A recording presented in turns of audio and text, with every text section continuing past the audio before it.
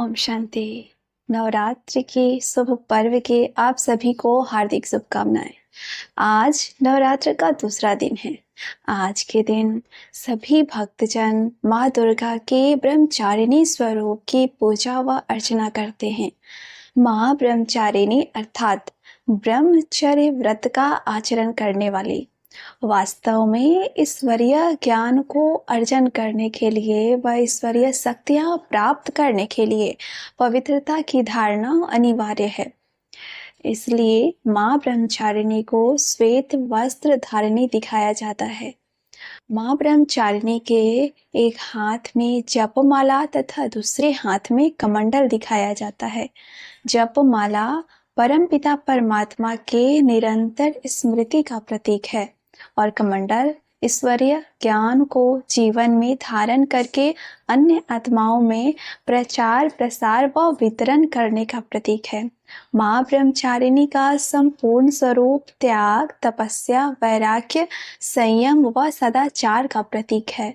वास्तव में हम जितना जितना अपने जीवन में तन, मन, धन, दृष्टि, वृत्ति व कृति की पवित्रता को धारण करते हैं, उतना ही पवित्रता के सागर परम पिता परमात्मा हमें सर्व अविनाशी खजानों से भरपूर कर देते हैं।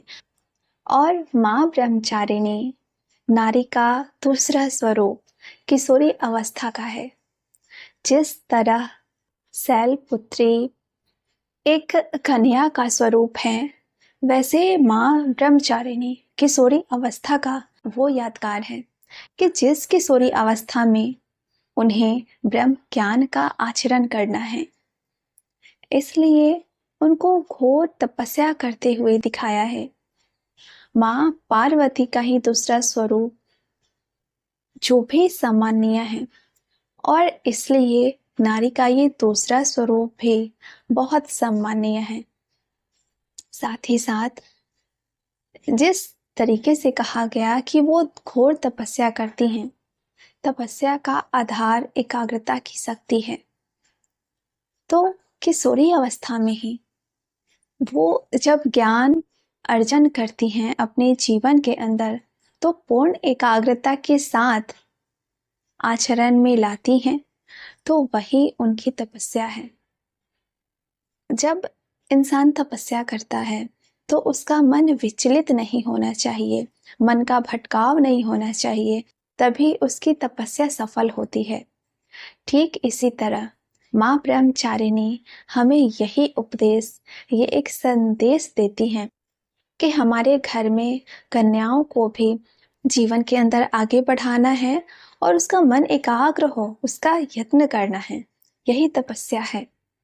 ऐसे किशोरी अवस्था में कभी भी बाल विवाह को प्रोत्साहित नहीं करना है, परंतु उनको हर रीति से मन के भटकाव से सुरक्षित रखना अर्थात उसकी तपस्या में सहयोग देना है। और जो इस प्रकार कन्याओं का सम्मान करते हैं, उसकी तपस्या को भंग नहीं होने देते हैं। मानो वो ब्रह्मचारिणी की पूजा कर रहा है, आराधना कर रहा है, और तभी माँ ब्रह्मचारिणी का आशीर्वाद उसके ऊपर बना रहता है।